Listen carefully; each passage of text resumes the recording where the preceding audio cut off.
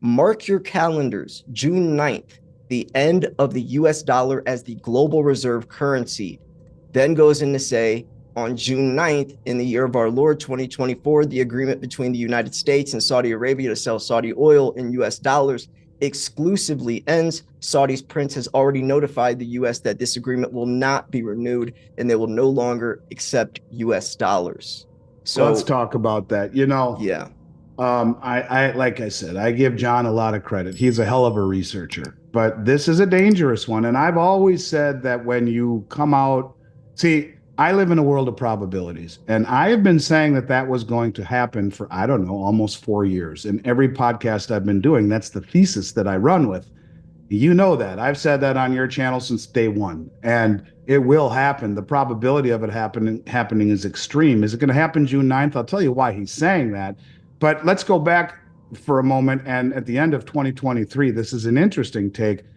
The Crown Prince of Saudi Arabia said China was our most important trading partner this year and for the next 50. Now, those words may have been chosen very carefully. June 6th today, it's debatable if it was the 6th or the 9th. If you read about it, it's kind of hard to figure out exactly, but one of these 3 days is 50-year anniversary of Kissinger signing the petrodollar deal. And then, for all intents and purposes, a 50-year deal where we protect the Saudis and by extension OPEC, and they then will denominate oil globally in dollars, and all of their excess surplus will go into U.S. treasuries. Now, when you take a look, first of all, at the U.S. Treasury roll, China as an example, there are many others that are doing the same thing, but we'll just focus on China for a moment. If you look at the difference between their treasuries being sold and their metal being bought, it's going like this. They're dumping treasuries. They're down to just over 700 billion from close to 3 trillion. Slowly, not too fast to cut off their nose to spite their face. But at the same time, their gold acquisition and their silver acquisition has been running rampant for almost 20 months in a row, unabated. And that's what they tell us. They're also the largest producer of it in the world. We have no idea how much they buy, what they're buying around the world by their sovereign wealth funds that aren't being reported. Maybe they're buying gazillions of dollars worth of coins all over the world too. Who knows? The point is that they are increasing their metal content and decreasing their exposure to the treasury market. So, I have my ear to the grindstone pretty well. If John is breaking this story, it's pretty amazing. I haven't heard it, but it wouldn't shock me because I've been saying it's going to happen. Now, to go out and say the Saudis have already told the West that this is the case, don't know where he heard that. Pretty extraordinary if it is the case. To say that it is done, pretty extraordinary. But let's think for a moment what happens if it is done. Every country on the planet who's had to stockpile dollars for 50 years doesn't have to do that anymore. And the massive dumping of dollars would create hyperinflation or a massive surge in inflation, at least here. The byproduct of which is that interest rates have to rise to compensate for that inflationary loss of purchasing power. And what does that do to the banking system that's over leveraged and undercapitalized, to the insurance companies that are loaded with treasuries, and to the real estate market, the bond market, the stock market? It's bang. It's a horrible religious experience at that point, if indeed it does happen the way that he's saying. I will say there's one other thing that's worth mentioning, and this just happened yesterday. We talked a lot about the project mbridge, which came out last year, which is a cross-border payment system that sidesteps SWIFT. It is a digital system that allows the cross-border settlement of digital currencies not using SWIFT. Now, it's interesting because I have felt for the last year or so that gold and oil are being remonetized across the globe. I would make the statement that commodities such as gold, silver, and oil and others, copper and food and, like wheat and soybeans and corn, all this stuff, rare earths, they're becoming more valuable than currency. I do believe that. And that's the Zoltan Pozsar. We're in Bretton Woods 3, where Bretton Woods 1 when we took over for the pound sterling after World War II, Bretton Woods 2 loosely when we became the petrodollar in 74, and Bretton Woods 3, a new system where it's all about commodities, backing a system. And this is where the marriage between blockchain and commodities come in. And we've been told that by the Russian finance minister, Sergei Glaziev, that this is indeed what will happen at some point when they issue their common settlement currency for the BRICS. It will be pegged to a basket of commodities and a basket of currencies. Okay, so we know that. But I have felt for a while, like if you take a look at oil being, when China won a contract to modernize Iran's biggest airport, they settled for it to be paid in oil.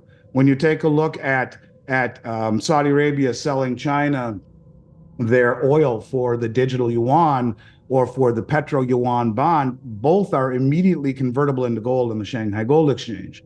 So you have gold and oil really taking on a role, as far as I'm concerned, and being remonetized globally. And if you look at what the project mbridge has done, their first two trades were both done last year. One was like in November and one was in December. The first one was a cross-border payment using the digital yuan, using Project mbridge for oil. And I think it was with UAE, but I'm not positive. And the second one was a cross-border payment for gold using the Project mbridge and the digital yuan. So I find it interesting that an article came out yesterday from Reuters saying Saudi Arabia has just joined a China-dominated central bank digital currency cross-border trial in what would be another step towards less of the world's oil trade being done in US dollars. The move announced by the Bank for International Settlements on Wednesday will see Saudi central bank become a full participant of project, and this is in quotes, a full participant of Project mbridge, a collaboration launched in 2021 between the central banks of Hong Kong, China, Hong Kong, Thailand, and the United Arab Emirates. And so, what does this mean? Now, I'm almost certain it was Thailand. Let me just double check. I want to say that Thailand just joined the BRICS or formally applied, and I think they did. Yep. So Thailand has just formally applied to the BRICS. China is in the BRICS. The United Arab Emirates is in the BRICS. Saudi Arabia is in the BRICS. Do you see a trend in all of this? So is it going to happen on the 9th, man? I don't know. And I think it's better to speak in terms of probabilities rather than to pigeonhole yourself into the 9th. But I will tell you, this will be one of the greatest calls I've ever seen in my career if he nails it, because I have dug. When I read that article, I looked everywhere. Where the hell's he getting this? And I can't find it. So maybe he's right. But it does mark the 50-year end of the deal.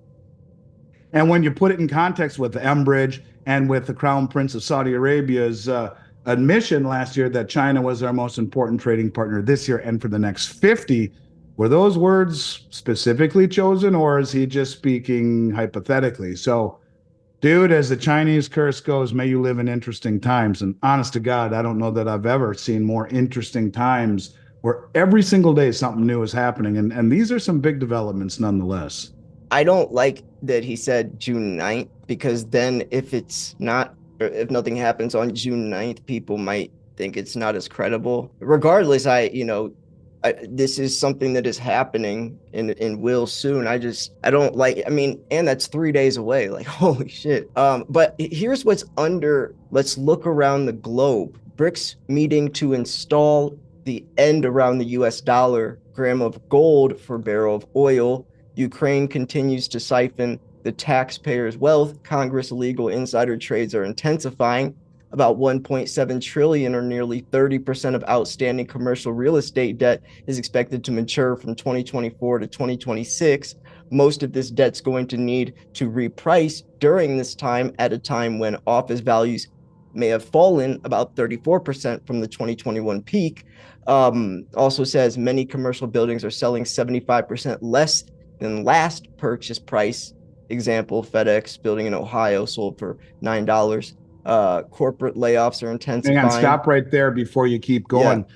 I've never seen anything like this in my life. The former One AT&T Center in St. Louis, I probably brought this up on your show, the third tallest building in St. Louis, 34 stories, I want to say, was sold for 205 or 6 million in 2006. Just sold for $3.7 million. Yes, you heard that right. $3.7 million for a 34-story tall office building, third tallest building in downtown St. Louis, just sold for 3.7 million. It was sold to a real estate investment trust in 2005 or 6 for 206 million. consumer goods under lock and key at Walmart's, Targets, and throughout mainstream America. COVID war ravaged what is left of our family-owned businesses. Biden stuff. You guys can check this out. Silverindustry.substack. I think people have a hard time believing that we could actually be misdirected by authorities, that we could be misdirected to be thrown off the scent, off the trail. I will tell you that I believe that does happen. I think that misdirection is very price. Price is the greatest tool of misdirection. It is. You're right. And that if you want to misdirect the public, that's all you got to do. Like I often say, I live in a neighborhood where the guy across the street from me is one of the biggest money managers in Florida. He's in the Forbes top 50 list. And the only time he ever asked me about gold and silver is when the price is down. And he wouldn't know a gold eagle if it fell on his foot. Now, this is a guy that manages $4 billion. $4 billion. The public has no idea what's coming. And the recency bias and the normalcy bias that, look, if you've been a broker over the past, 20, 30 years, you've lived through nothing but boom time, where since 1982, interest rates have gone straight down until just recently, making selling equities and bonds a very, very lucrative deal and one where you have a very good chance of doing well by your customers. Let's see what happens when interest rates massively go the other direction. And I think there'll be a very big problem. So you have the majority of this country asleep at the wheel. You have the majority of this country not owning any physical precious metals. And you see, again, deficit after deficit after deficit. You see supply dwindling off the exchanges. And the one thing that's really strange about all of this is that right now the retail and wholesale industry is flush with product, and premiums are as low as they've been in 4 years. I look at that as bottoming out. This cannot last when you see deficit after deficit after deficit and the exchanges being bled dry. It's that the public hasn't been shaken up yet enough to realize that the banks aren't safe, the brokerages aren't safe, that traditional investments need to be reevaluated. Even the best laid plans need to be reevaluated. That 60-40 split, how's that working out for you right now, where the 10-year treasury has lost 50% of its value over the last couple of years, and where the equity markets have done not a whole lot unless you're in the top 7 stocks that are holding up the entire indices. So, I just think the bottom line is this: it's getting real, and I think people need to understand when you see United Arab Emirates stop taking dollars for oil, we are this close to the shit hitting the fan. And then when it happens and it breaks the fragile banking system, which is massively over leveraged and undercapitalized, and all of a sudden rates spike and you see banks fall one by one by one by one, and the bail-ins that no one knows about, Google bail-in, Google the Dodd-Frank Act, and see what happens when people lose all their money in their bank accounts. And like that, people say, my God, where can I put my money? Oh, gold and silver. Oh, too bad. Can't find it anymore. Because in a matter of days, when you see that kind of demand, it would bleed dry the entire industry. And that now is very flush. And people might say, oh, that's impossible. But look what happened with Wall Street Silver early February 2021. Nobody could buy it. APMEX was not taking orders. One of the biggest places, they literally said we cannot take orders. JM Bullion, you would be in the add to cart, it would freeze. Every site was breaking down. Want to know why that happened? You know why that happened? You know why that happened? I'll tell you why that happened. So I lived in Minnesota then, and I moved to Florida subsequently.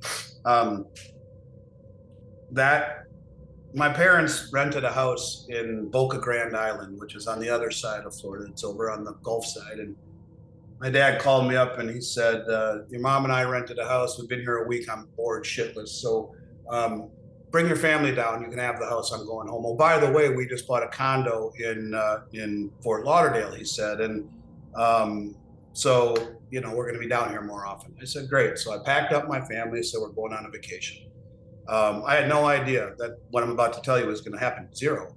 And so we pack up to go on a vacation. When we land in Florida, this is in the middle of COVID, when everything's locked down, when Minneapolis led the nation in defunding the police, and the city became a very frightening place, a place that I was not proud of any longer. And I land and I find out that Governor Walz from the state of Minnesota wants to raise income tax to 10%. I call my dad and I say, we're at the house. Thank you very much. Give me the number of your real estate agent. And I'm there for 10 days. That night, Silver Squeeze happens. The only time in 10 days I left that house was to go across the state to Delray Beach to look at the house that I live in now. And I left for a vacation. I came back with a new house. I had no idea. But that Friday night, when this all started, my head trader called me up and he said, things are getting crazy. How long do you think we should go into the weekend? What he meant by that is, how many COMEX contracts should we buy at 5,000 ounces a piece so that we can sell product over the weekend? Because you could sense things were heating up and things were changing. And so I said, I don't know, how about 11? So we bought 11 COMEX contracts, which meant that we were 55,000 ounces long, which means that anyone who wants, because the market closes on Friday night at 6 p.m. Eastern, and it sleeps until roughly 6 p.m. Eastern on Sunday, where it opens in Asia. That's the only time it's closed, that period. It's called the access market, where if you can take orders, but you better be hedged unless you're concerned that the price might open up higher. So we buy 11 COMEX contracts into the weekend, having no idea what Silver Squeeze really is going to be. This is on a Friday. And so Friday night, I'm doing interviews with Wall Street Silver and with Arcadia Economics and David Morgan. And I mean, literally for 10 days straight, I worked 18, 20 hours a day, never left a room, never went outside. My kids hated me except to go across the island to buy a house. And I'm working nonstop, hundreds and hundreds and hundreds of phone calls and interviews. And it was just, I've never experienced anything like it to this day. And so my head trader calls me up. Well, first of all, I get calls from people Friday night saying, do you see JM Bullion and Atmex are no longer taking any orders? They've stopped taking orders. And I'm like, wow, that's crazy. My head trader calls me the next morning, Saturday morning, at about 6:30 in the morning. And he says, dude, he says, we bought 11 contracts yesterday, 55,000 ounces long. You sold 90,000 ounces last night. You are naked. You are exposed by 45,000 ounces to the open price. And now it's Saturday. People are saying the price of silver is going to gap up 20 bucks, whatever. And I'm thinking, holy shit, we're 45,000 ounces exposed. And that could bankrupt the company if it really gapped up, right? And luckily we were able to hedge it right away. But when it opened up $2. It cost me over $90,000. And that's what happens when you sell more than you have hedged long. And so all of those companies, the reason they shut down was because they could not hedge the exposure into the unknown. Well, that's exactly what will happen. We will wake up on a Monday morning to find the price gapped way higher for whatever reason. Maybe it's OPEC dumping the dollar or whatever it may be. And it's a system that when I left Minnesota, not only would I have bet anyone in the world that I'm not going to not come back and sell my house immediately. I'm going on a vacation not to buy a new house, but it happened. But by the same token, I watched some of the biggest companies in America, myself included, stop taking business. We shut down on Saturday. I said, no more. Saturday and Sunday couldn't take any orders until it opened up and we could hedge our position and go long. But I'll tell you, that's how fast things change, like that. And in one night, it overwhelmed the industry. Well, what happens if the shit really hits the fan this time? In one night, the entire industry will sell out of product. Because what you and I and the people listening to this show are, sun in my face, we're the pimple on the elephant's ass.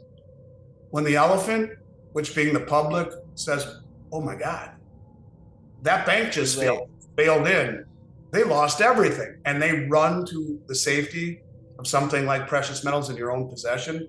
I'm telling you, and I mean this honest to God, in a period of 24 hours or less, it will bleed dry the entire industry. There's that much money out there. And one really, really wealthy guy could could destroy the whole retail industry They did. They did. Look at the Hunt brothers.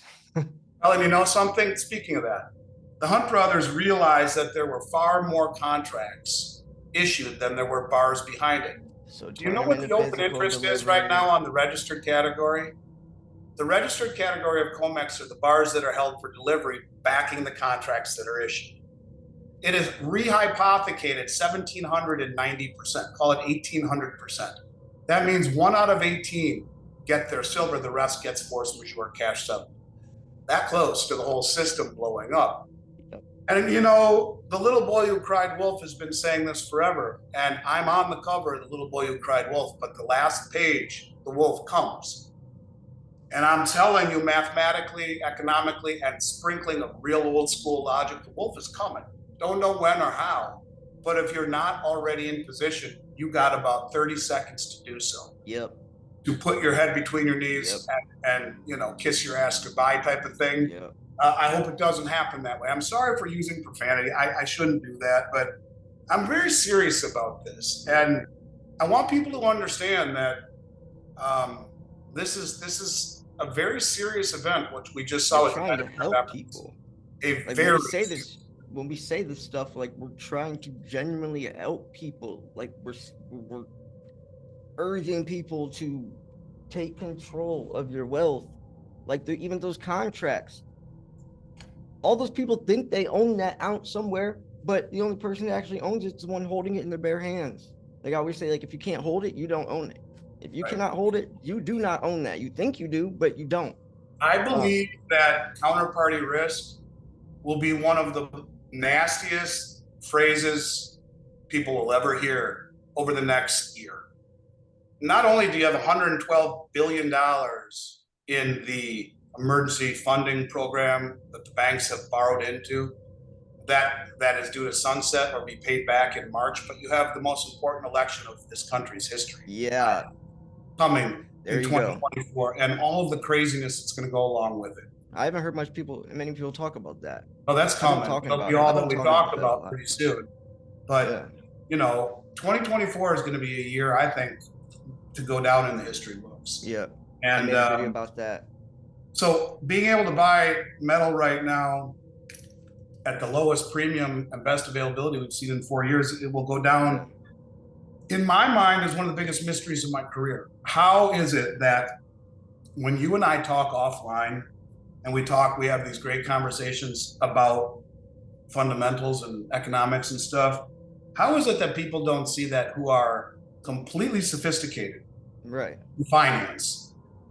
Is beyond me. And I think it will go down as one of the biggest mistakes that people will have made financially, because even the best laid plans need to be reevaluated. And to me, this is one of those times where you need to reevaluate things. And again, the United Arab Emirates will no longer take dollars for oil. I want people to think about that for a minute. What happens if it's Saudi Arabia and OPEC? What happens when every country on the planet who's had to stockpile dollars no longer needs to, and they sell them? People think inflation is only an increase in the money supply. That is the technical definition of it. It is. But in this case, if there's God knows how many more times dollars outside the country, 50 times more, I don't know. Because everyone's had to own them for 50 years to buy oil and they no longer need to, and they throw them back home. What happens when there's the money supply in this country increases tenfold, 50-fold? Who knows? That's hyperinflation. Interest rates have to spike to the moon to compensate. And now you have a villain to point to. It was those bastards. It was Xi Jinping and OPEC and Putin. They did this to us. And now you reset the system. This is the great reset. This is that moment.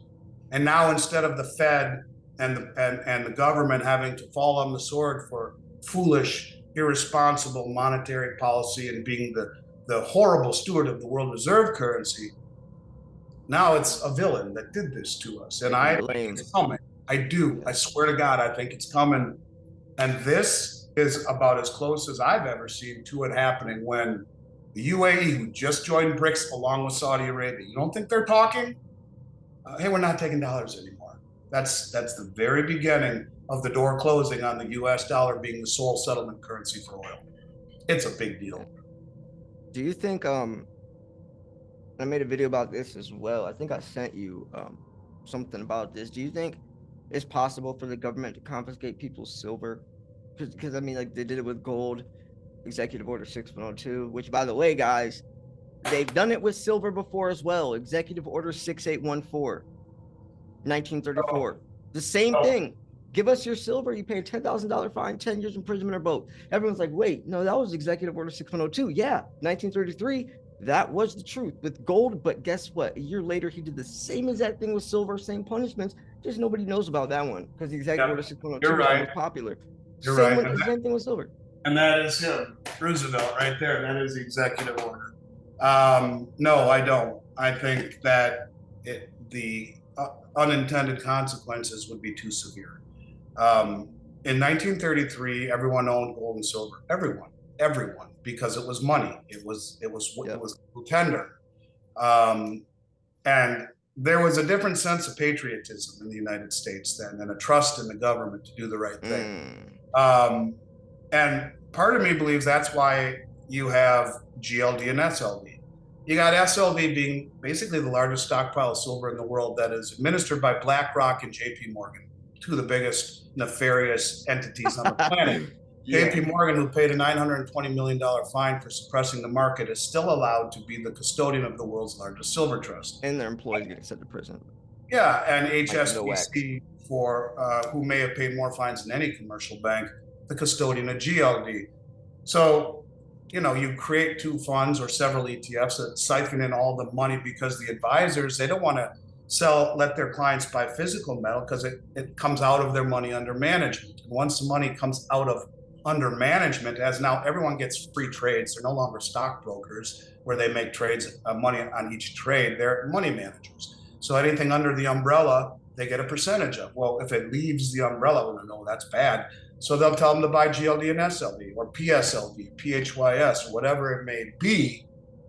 It's an ETF that's still under management. Well, how much easier, and if you read the prospectus on PSLV and GLD in particular, pages 6 through 12, I think, titled Risk Factors, you'd never own the damn thing ever. You'd sell it in 10 seconds. But really, you can't take possession of it unless you're an authorized participant, basically, and take huge amounts of it. It's like the commercial banks. And they'll close that loophole too. But the bottom line is that they could come in on a Friday night, take everyone's metal out of GLD and SLV, pay everyone dollars that's now in their money market account and say, what? We didn't do it. Roosevelt did. We just closed these two ETFs, what the prospectus allows us to do. You want to buy gold and silver, call Miles Franklin or call Money Metals Exchange or call another company. Go ahead. Yeah. It's not illegal to own physical in this country. They would have their cake and be able to eat it too, where SLV is the largest stockpile held by JP. I mean, come on. Instead of going door to door, people who own precious metals are typically fans of the Second Amendment and not patriotic the way they used to be. And so I would say to you that the consequences of the land of the free and the supposed world reserve currency and free markets would do something like that, would confiscate gold, activate eminent domain the way Venezuela did. It would be the end of this country in every respect. And we would have bigger problems to worry about at that point. So no, I think they can take the ETFs, have the lion's share of what they need held in one central location without having to, you know, go door to door and do that. They could also, I guess, in theory, take the metals held in IRAs. I hate saying that, but I think in theory they could.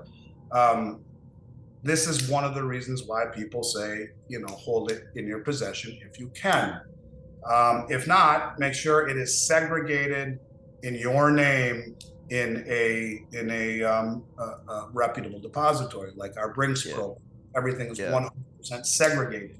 And that's really important. You don't ever want to do commingled or pooled. You want to have direct title to it, unencumbered in your name. So, yeah, I don't think that'll happen this time. I think they'll take the ETFs instead. Real quick, I wanted to bring that to light because you guys know Andy Schekman and I by now. And if you are someone that cannot physically hold it, you do not want to put your trust into someone that you don't genuinely know. Even if you talk to him, you know, time and time through email or whatever, like, you know, Andy personally, like, you know, he's a genuinely good person, and if anything even were to happen, he will fix it, you know, God forbid. But that's another reason I think it's important that I am able to offer you guys a business relationship through him, because if you cannot physically hold it, that is already somewhat dangerous itself. So going with Andy makes it a little safer, in my opinion, just to put it, you know, as bluntly as possible. And I appreciate that. I do, and that's I why wouldn't trust anyone else. If I had to hold it online, I would not go through anyone else besides you. I love you Honestly. saying that, and that means a lot to me. We've done this for 34 years without a material customer complaint. I've pissed people off, try to make it right. I've made mistakes, I try to make it right. But we haven't had a material complaint in 34 years and $9 billion in transactions, and we'll continue to strive for that. And you know, I often say I hate the fact that people have become so cynical, where you can't believe that good intentions and capitalistic intentions go hand in hand. I never understand why people can't like that always baffles me. I guess the people who think that are the ones that aren't like us. I mean, well, they're not entrepreneurial. Yeah. And Yeah. you can want to build a business that your daughter or my kids are proud of, and put food on the table while still being fair and have good intentions. I mean, they don't have to be mutually exclusive, and I think that's a big compliment you gave me, and I appreciate that. And that's also why for our storage program, I only use BRICS. It's a third party. They are very regimented. They are very meticulous, and you don't want to allow, in my opinion, the company you purchase from to be the company that is storing it for you in their own vault. I could do that, but I don't. Instead, I use BRICS, where it is a third party, where it is fully insured, where it is fully segregated, where there is a wall between us and the ability to access that. And that's the most important thing. And if you have, you know, you could have $100,000 worth of gold would be right now less than 50 ounces. You're talking 2 pounds. You could have that in your pockets, and no one would know. You might have some droopy drawers, but you know, again, you're talking very little weight. 100,000 in silver, however, is 400 pounds. Well, you know, and if you continue to purchase it, it becomes logistically challenging for some people. So if you have to choose storage, I believe we have the best storage program in America.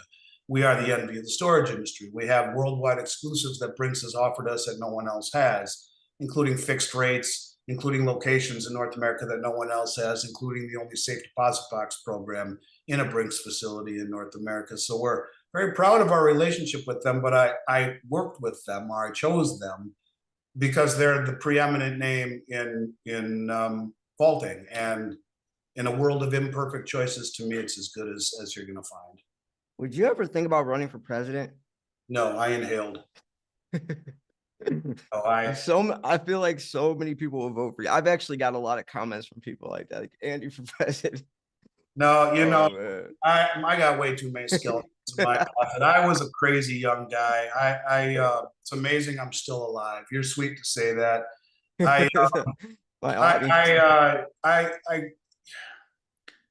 No, I'm not qualified for that. I think that nor is our current president, by the way, in my own opinion. But you know, I think that common sense is lacking in a lot of places these days, and I appreciate you saying that. But no, I will tell you that Dean Phillips from Minneapolis, who's running now on the Democratic ticket, is a guy I played softball with for years, and a guy I've known most of my life, and comes from an incredibly wealthy family. They owned Phillips Liquor, and he developed on his own Talenti ice cream, and incredibly talented, really, really solid guy. So that's the closest I'll get. I bet if he actually became president, which I don't think he will, but he's running, I could call him. I could call him right here on this show, and he'd probably answer. So that would be awesome. At least I know someone in high places, but no, I'm not qualified for it. But you're sweet. For the atrocity of war is horrible, and you know, I think that the way that this particular war is played out is just horrible. I mean, you look at what's happening, they're beheading babies and doing all of these things. It's horrible. I can't even hardly watch it. But on a bigger picture, part of me feels this is being done to drag us into war with Iran. And I don't know how that plays out. There was a show that I watched when I had knee surgery a few years ago. I think it's called 0 Days. I'm almost positive. And it's a story of how the Israeli Mossad and the CIA used something called the Stuxnet virus to infiltrate the Iranian nuclear reactors, the centrifuges. Now, their centrifuges where they're trying to build a bomb are well fortified underground, and they couldn't get into it. So what did they do? They built a virus, computer virus. They put it into the electrical plant next, that provided electricity to that compound, and it blew up the centrifuges. I think when you speak of a country that like Iran that has aspirations publicly of using a nuclear weapon, I think it's serious, and I think this could drag us into World War III. Could it? Maybe. Will it? Don't know. What does it mean now that Iran is part of the BRICS and the Shanghai Cooperation Organization? Don't know. There are a lot of don't knows. This is that interesting part of, may you live in interesting times. Interesting is an interesting way of listing and talking about it. But whatever it is, we're spread very thin. We're a country that's going broke. We don't have the money to support these two wars, even though you could argue maybe, to an extent, these are look, Israel's our ally and has been for a very long time. And do we want to have that vacuum replaced by countries that don't have Western interests at hand? You can take Judaism and Christianity and all of the religious aspects out of it, which is hard for me. I'm Jewish. I never even had a bar mitzvah. I'm not religious at all. I'm very spiritual, but it's painful to see what's happening. But I think there's a bigger picture behind it, and hopefully it doesn't drag us into a big war, a global war, which it very well may. But what ultimately, I look at this at a time when this country is upside down in debt. There's a record 17 trillion in debt, a record 12 trillion in mortgage debt, a record 1.6 trillion in auto debt, a record 1.6 trillion in student debt, which happens to be the largest asset of this bankrupt country. Yeah, you heard me right. It is the largest single asset of the United States. And we are not prepared, I think, for very difficult, tough times. And I think what you could see by this, perhaps, is a acceleration of the BRICS formation to push away from the Western hegemony. I think we will see things very, very, I think things will unfold very, very quickly from this point forward as it pertains to sides being chosen, alliances that will be formed. I think there's a lot more to meet the eye. That there's a lot more to this than meets the eye. And although we can't see it right now, I think within the next few months we will start to see a lot of things accelerate away from the dollar, away from the West. And I think this country is not in position to handle what that really means, because we are so massively in debt. We have so little in terms of assets. We are spread so thin. We are a divisive country who is not united anymore with one another. We are at each other's throats about everything, even about this war. Is it Israel's fault? Is it Palestine's fault? But whose fault is it? And it's weird that you even have to say this after all of these years, that people wouldn't support Israel. This isn't a political thing. This isn't a Jewish thing. This is just, look at the way, there should be rules of war. And, you know, God forbid the United States, and I guess maybe, who knows? God forbid the United States would go in and do these types of horrible things to civilians and to little babies and to elderly people. 25 American people are dead. You know, this is something we should be rallying around our ally. And instead, again, we're divisive. This divisiveness will kill the United States. This divisiveness that's the first thing you do in the Communist Manifesto. You divide and conquer. And look at how divided we are on everything. And it's not just division, you know, like it's more about almost visceral hatred of one another's opinion. And I'm not that way. I come from a home where my family were hippies. My house smelled like weed. Sex, drugs, and rock and roll were just a normal thing to me my whole life. I respect everyone, no matter who you sleep with or what drugs you do or whatever the hell you want. As long as you're not thrusting it upon me, I respect you. I can still hang out with you and go to a party with you or play sports with you or do whatever. It doesn't mean I need to go home with you. It doesn't mean that I need to do the things that you do, but I can still respect you as a person. That's how I grew up, and child of the 70s and 80s. And I'll tell you, that's something that's gone. And I think that is a very bad thing, because we should not be so divided about so many things, in particular, standing up for our allies.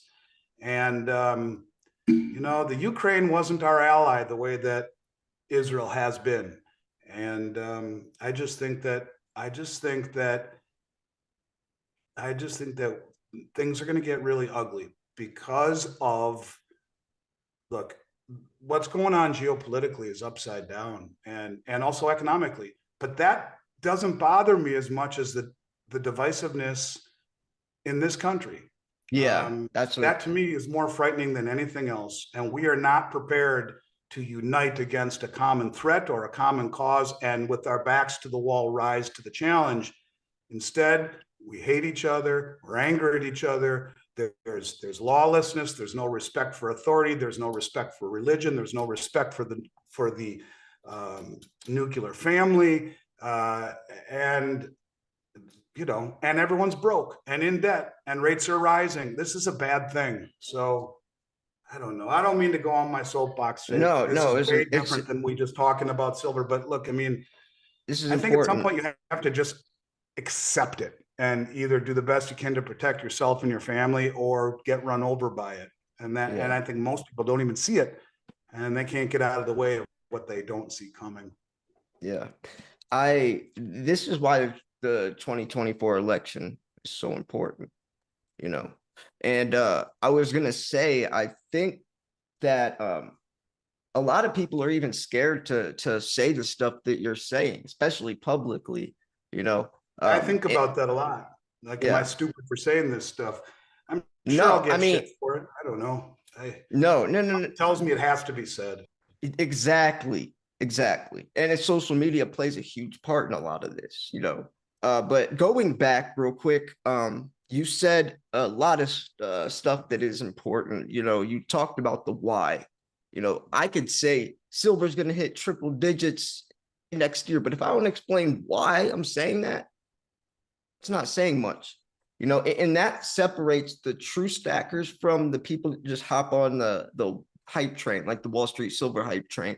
Because if you don't understand why, you're going to panic sell. You're not going to have that faith. You need confirmation and validation that it can go up. And when it doesn't, then you end up, you know, freaking out. When silver goes down to $11 in March of 2020, I'm celebrating when a lot of people are freaking out, because I understand silver's true value, and more importantly, the dollar's true value. And then you talked about the macro as well. When I was on Robert Kiyosaki's podcast, that was something I brought up a lot. He was focused on the micro, and I was focused on the macro. And actually, the next day he tweeted about that, which is funny. But I think that those two together, a lot of people just focus on one or the other, but those two together is what makes silver so, you know, have so much potential, you know, opportunity behind it. So I'm glad that you're also on board with that, because no one really talks about that. And when I watch channels, they focus on the micro a lot. Micro is the worst thing to focus on as exactly accumulation of precious the bigger picture. unless you're a trader. If you are Yeah, swing exactly. trading, yes, it should be important. Exactly. The macro is the biggest thing. And, you know, the micro is the game within the game. The macro is the game. And, you know, there are times to look at micro, I guess. But the macro perspective, the broader perspective, to me is the only thing that really matters. And that's why very often I repeat myself. And that's why very often I'm early. I've been saying, you know, there was a time in 2019, late 2019, 2020, where I'm the only person out there talking about the BRICS. My wife grabs me by the ear and says, you know, you're saying the same shit over and over and over again. I said, but no one is talking about it. It's so important. Look at what's happening. And now everyone talks about it. Right. I wasn't talking micro back then. I was talking a big picture, de-dollarization, the rise of the Belt Road, the reclassification of gold, and now all these countries joining together, buying gold and repatriating it. Something big is happening here. Yeah, the micro, you could look at each one of these pieces, but to me, you take those pieces and put them together and they say a much bigger thing. And it's just the pieces in and of themselves don't have the same significance as all of them put together. And then looking at them, oh, geez, could this all be part of a bigger picture? That to me is the most important thing. And the people who get upset when silver falls don't understand it, or they own it for the wrong reasons. And you know, you have a little girl, she's just a few years old, and if I were you, I would be accumulating silver every chance I get, and hope to heaven I never need to use it. If I do, not just for an emergency, could be a hell of an opportunity, maybe. You know, maybe it's to put your kid through college. Maybe it's to pay for a wedding. Maybe who knows what it's for. You know, silver and gold are two of the only forms of insurance that you can collect on without an event happening. You don't have to get into a car wreck or watch your house burn down. You can collect on it for an opportunity or an emergency. And if not, you are leaving a lasting legacy for your heirs. That's how I feel about it. And if you look at it in that micro perspective, oh, geez, it's down 50 cents today. I mean, yeah, it can be frustrating. It can be disheartening, even for looking at it through a macro perspective, because it's very counterintuitive to the way it should be. But ask yourself, if it's so counterintuitive to the way it should be, if the biggest money in the world is accumulating it while the 4 or 5 central commercial banks suppress the price, and we know that to be the case, then is it more important? Because why are they suppressing it? And why are the big sovereign governments around the world standing for delivery, draining the exchanges, playing, you know, using the ninjutsu move, the leverage of the Western suppression against us? These are the bigger questions. And looking at just the price action, as we've said on your show, I don't know how many times, it is the greatest tool of misdirection. I was about to say that. Misdirected by the price when the big money is showing you the macro trend. Yeah, I loved when you said that, man. That always stuck with me. That always stuck. It's true, though. I mean, if you want to misdirect someone, it's very easy. Most people don't lift up the hood and they just look at the paint job. And that's a problem. You know, you buy a new car. If you don't look under the hood or have a mechanic look under the hood, well, you know, not very smart. Yeah. Yeah, it's funny because I started talking about the silver shortage back in like 2020. And nobody was really talking about it, you know, especially that I was watching. And now everyone does. Even scientists are trying to, you know, figure out stuff. Even NASA, you know, it's crazy that nowadays it took, I think it took something like the biggest supply, like 2023 record-breaking supply deficits, you know, 1.21 billion ounces. And I think now people understand the severity of it. Before they didn't understand that. And I think when they understand it to the degree where it's inevitable, like 2025, 2026, because every automobile company by the year 2030 will be electric, right? You know why no one understands it, though? No one understands it because the price is misdirecting. Well, if it's such in short demand, man, then why is it so cheap? Why isn't the price going up? And that's why it's such an effective tool, because they are able to control people's emotions by controlling the price. And emotions are much more of a motivating factor to most people than logic is. And, you know, we're motivated by fear and greed, and fear being the strongest motivator. So people come in because they're greedy and they want to make money. Oh, everyone's talking about this being so undervalued, and then it loses value. Counterintuitively, they get scared. They sell. Motivation is everything, and the people pulling the strings understand this. But what they really didn't count for when they started suppressing the price is that half of the world would say, fine, we'll play your game, but we'll stand for delivery. And that is why there is a shortage up on the large exchanges. Yeah, COMEX. But it doesn't register with people, because I am saying best availability, lowest premiums we've had in years. Well, it hasn't trickled down yet. It will. And I'm very consistent. When will it happen? I think it'll happen when the next bank failure happens and the bank is bailed in. And no one understands, very, very few people even understand what a bank bail-in is, but it was written into law in the Dodd-Frank Act. And maybe you could put a link to the Dodd-Frank Act in the show description. Go through it. Look at what it says about bailouts. They're illegal. And that's why there was such outrage when Silicon and Signature were bailed out, because evidently Janet Yellen thought they'd bring down the whole system. So the bottom line is that bail-ins are the name of the game now, not bailouts. And I think that's when we see things really get crazy. When people say, my God, where do we put our money?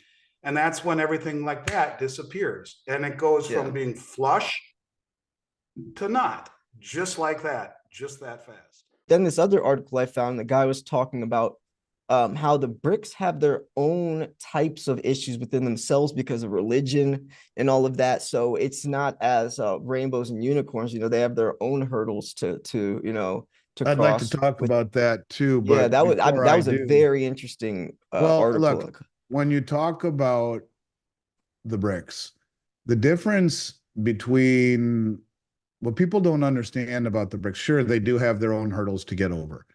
I would argue that their enemy's enemy is their friend, that dealing with these hurdles is something that they would probably find less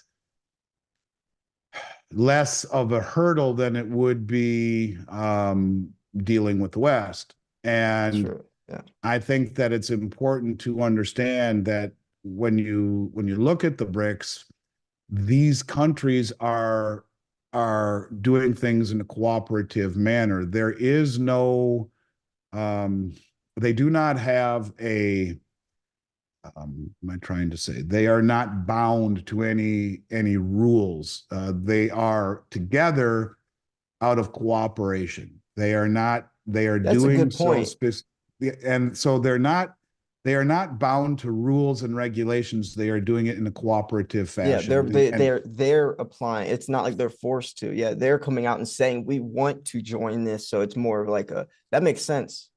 And it's important to understand that, but they don't have obligations to one another, I guess is what I'm trying to say. All of the cooperation is voluntary.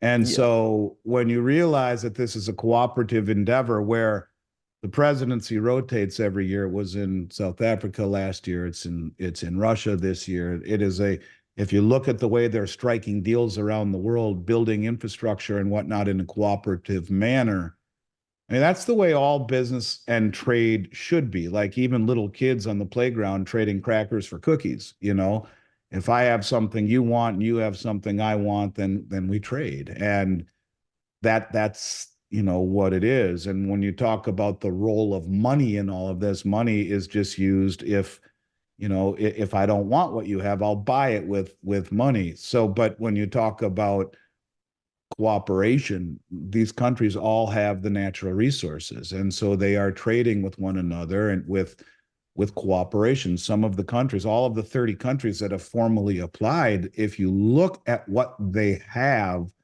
inside, every single one of these countries that have formally applied recently are massively natural resource rich, every single one of them. And a lot of them, the common denominator is that they haven't really been able to industrialize these natural resources. So China comes in and the BRICS nations come in and they help them, the BRICS New Development Bank, and they help them develop their infrastructure and their natural resources. And then they build, channels to help them get them out. Let me just read a couple of them real quick. I know you want to get to these questions, but no, right, You know, Afghanistan, these are the countries that have formally applied. They're rich in resources like copper, oil, natural gas, uranium, coal, iron ore, rare earths, lithium, chrome, blah, blah, blah.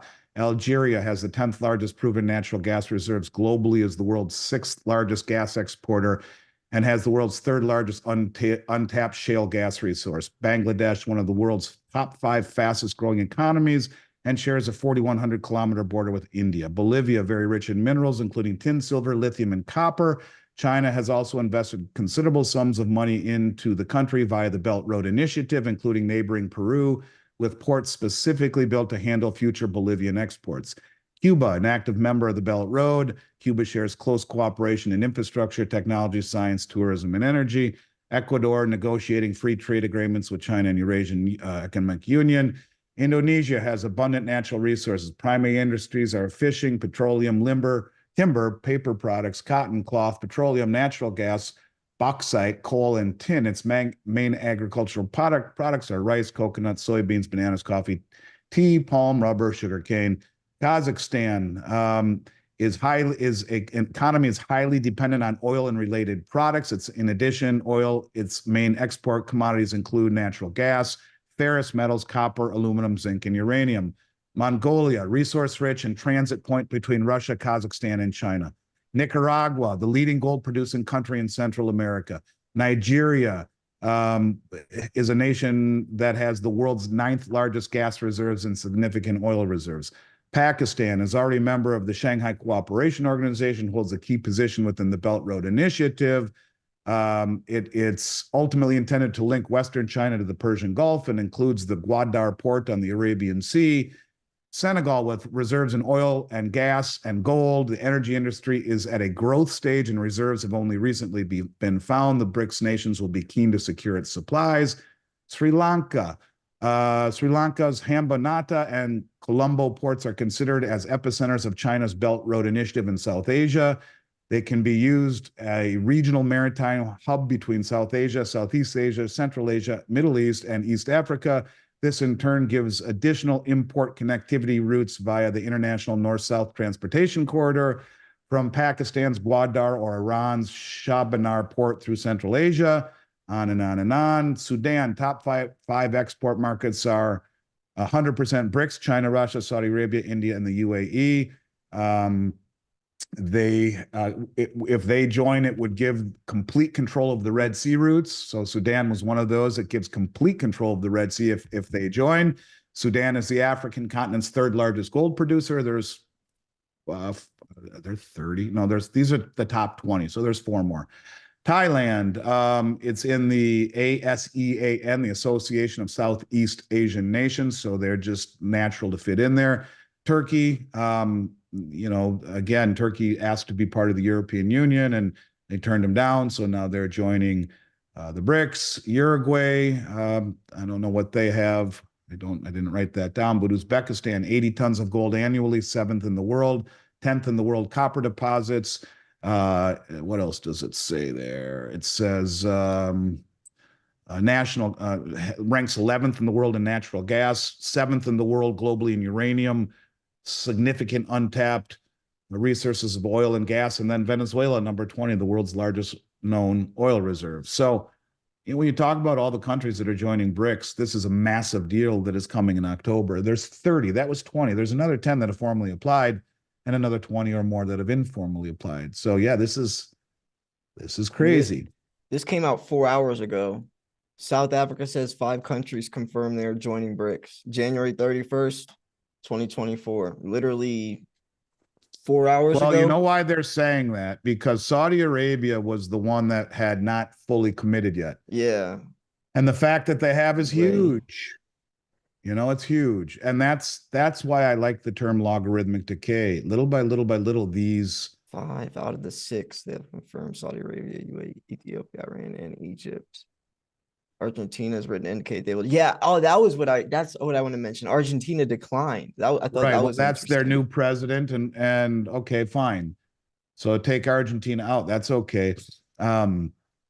The ones that have, and Argentina would have been a good example, they with their natural reserves, but also they control the Straits of Magellan. So the common denominator between all of these countries is their trade routes and their natural resources. So they're doing things cooperatively and not coercively. And that's a big difference. And that's why this is a different organization than the world who suffers from recency bias understands.